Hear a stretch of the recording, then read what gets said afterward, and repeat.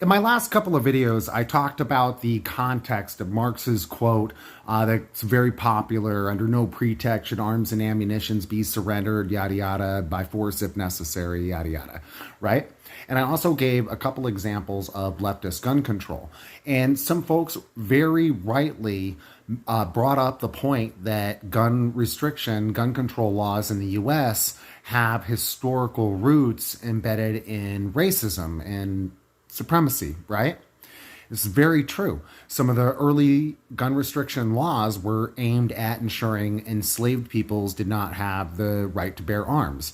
And then in the 60s, when the Black Panthers and other groups were arming and organizing black and brown neighborhoods, in came gun restrictions from Reagan and the state.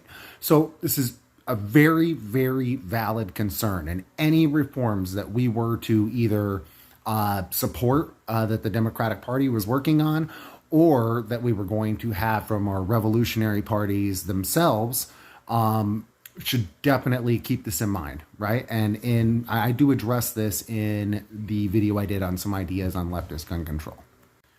However, in the same way that gun restriction laws have racist origins, so too does the arming of the population of rights that affirm our ownership of arms. For example, we can look at the Second Amendment.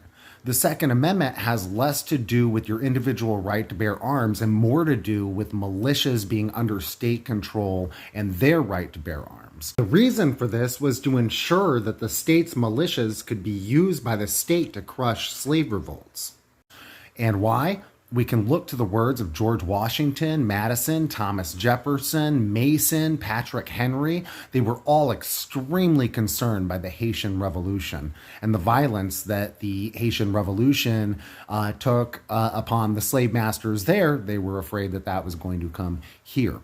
And even prior to the Second Amendment, we have the earlier laws that were designed to arm the settlers to be able to use arms against and genocide the indigenous population. So in the same manner that gun restrictions have racist roots, so too do gun rights.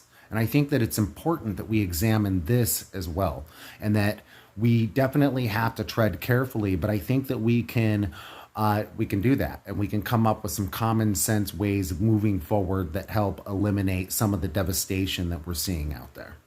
And once again, nobody here is talking about disarming the population as a whole, okay? Stop with the right-wing fantasy. Let's just get that out of the way now.